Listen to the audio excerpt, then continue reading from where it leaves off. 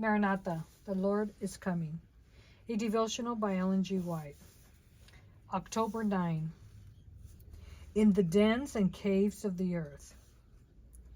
And they shall go into the holes of the rocks, and into the caves of the earth, for fear of the Lord, and for the glory of his majesty, when he arises to shake terribly the earth. Isaiah 2:19. The hidden ones have been scattered because of man's enmity against the law of Jehovah. They have been oppressed by all the powers of the earth.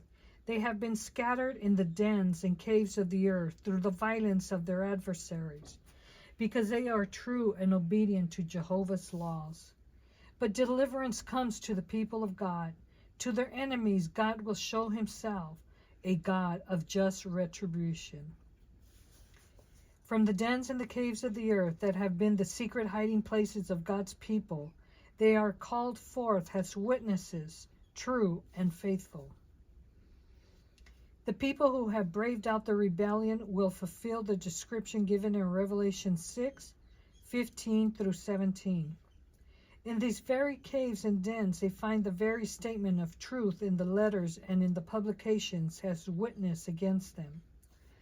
The shepherds who lead the sheep in false paths will hear the charge made against them.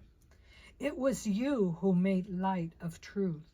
It was you who told us that God's law was abrogated, that it was a yoke of bondage. It was you who voiced the false doctrines when I was convicted that these Seventh-day Adventists had the truth. The blood of our souls is upon your priestly garments. Now will you pay the ransom for my soul? What shall we do who listen to your garbling of the scriptures and your turning into a lie the truth, which if obeyed would have saved us?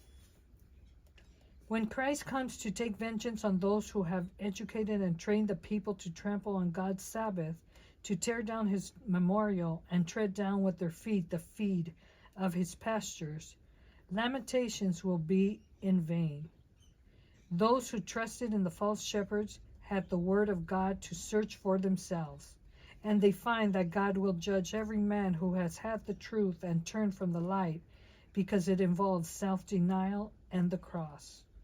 Rocks and mountains cannot screen them from the indignation of him that sitteth on the throne and from the wrath of the Lamb.